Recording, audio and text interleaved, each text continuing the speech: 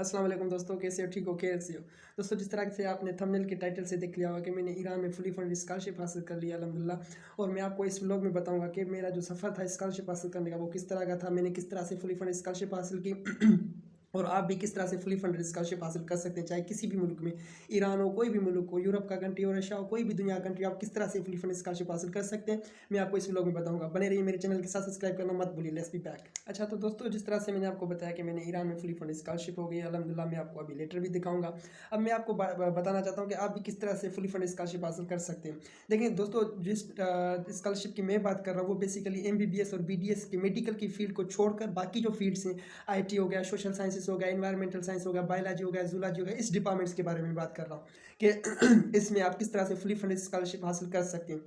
अच्छा, अब मैंने ईरान में किस तरह से स्कॉलरशिप हासिल की कि देखें, अब मैंने अपना रिसर्च प्रपोजल बनाया था। रिसर्च प्रपोजल क्या होता है कि वो एक मतलब आप एक प्रोजेक्ट होता है। रिसर्च प्रपोजल एक मतलब आप एक कह लें कि आपका एक स्टेटमेंट होता है जिसके ऊपर आप जाके आगे रिसर्च करते हैं, ठीक है। तो एक 2 पेजेस का 3 पेजेस का आपका जो एक कह लें कि प्रोजेक्ट होता है जिसके ऊपर आप जाके रिसर्च करेंगे। फॉर एग्जांपल मेरी जो रिसर्च थी, रिसर्च मैं जाके करूँगा वो है US China beginning of the new cold war. अब ठीक है, तो ये मैंने रिसर्च प्रपोजल बनाया था और फिर ये रिसर्च प्रपोजल मैंने सेंड किया था प्रोफेसर को। और प्रोफेसर ने क्या किया था कि मुझे एक्सेप्टेंस लेटर दिया। अब वो एक्सेप्टेंस लेटर लेके मैंने यूनिवर्सिटी की वेबसाइट पे अप्लाई किया। पहले मैंने एडमिशन हासिल की, फिर मैंने उसी वक्त स्कॉलरशिप के लिए हासिल किया, तो मुझे स्कॉलरशिप के साथ एडमिशन हो गई। अब स्कॉलरशिप हासिल करने के कोई भी 2 मेथड्स हैं। फर्स्ट मेथड ये कि आप अपना रिसर्च प्रपोजल बनाएं।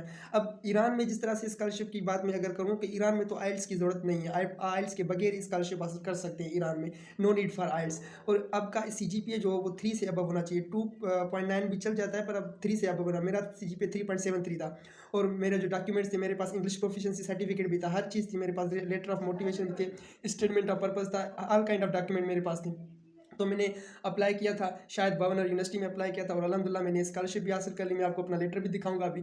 और दूसरी बात ये है कि आप कोई भी कंट्री में स्कॉलरशिप हासिल करना चाहते हो तो स्कॉलरशिप हासिल करने के 2 मेथड से। पहला मेथड ये है कि आप अपना रिसर्च प्रपोजल बनाए। जो रिसर्च स्कॉलरशिप है ना वो ईजिली मिल जाती है।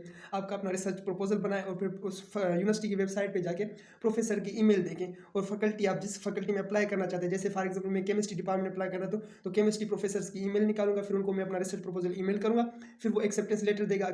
अगर उसको मेरा रिसर्च प्रपोजल अच्छा लगा तो मेरा जो प्रोफेसर था उसको मेरा रिसर्च प्रपोजल वो मेरा अच्छा लगा, फिर उसने मुझे एक्सेप्टेंस लेटर दिया, फिर मैंने स्कॉलरशिप हासिल की। अब मैं आपको अपना एडमिशन लेटर पढ़ के दिखाता हूँ ताकि आपको यकीन भी हो जाए ताकि मैंने स्कॉलरशिप हासिल की। अच्छा जी, तो अब मैंने अपना एडमिशन लेटर खोल दिया है। अब मैं आपको पढ़ के सुनाता हूँ कि अल्हम्दुलिल्लाह मेरी स्कॉलरशिप हुई है।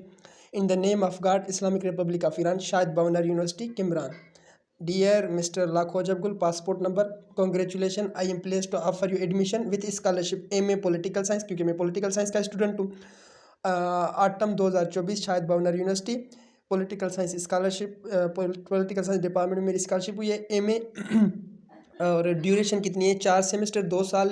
ट्यूशन फ़ी कवर है स्कॉलरशिप में। फिर मैंने मैम को, जो मैम मगरूफ़ी है, उसको मैंने ईमेल की थी कि मैं ट्यूशन फ़ी पे ऊपर नहीं आ सकता, कुछ और भी दो, मुझे मंथली स्टाइपेंड भी चाहिए। तो उन्होंने मुझे मंथली स्टाइपेंड भी देने का ऐलान किया है। और दूसरी बात यह कि मुझे 2 टाइम खाना भी मिलेगा।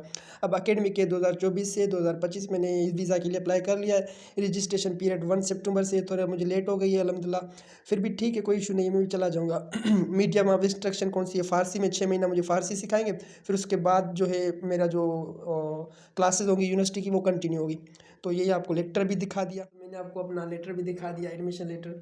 और मैं आपको भी सजेस्ट करूंगा कि अगर आप स्कॉलरशिप के ऊपर आना चाहते हैं ईरान में या ईरान कोई भी दुनिया का मुल्क हो जिसमें आप फुली फंड स्कॉलरशिप लेना चाहते हैं, तो सीरियस आज से ही मेहनत करें, अपने डॉक्यूमेंट सेट्स करें और फिर इंशाल्लाह आपकी भी स्कॉलरशिप हो गई।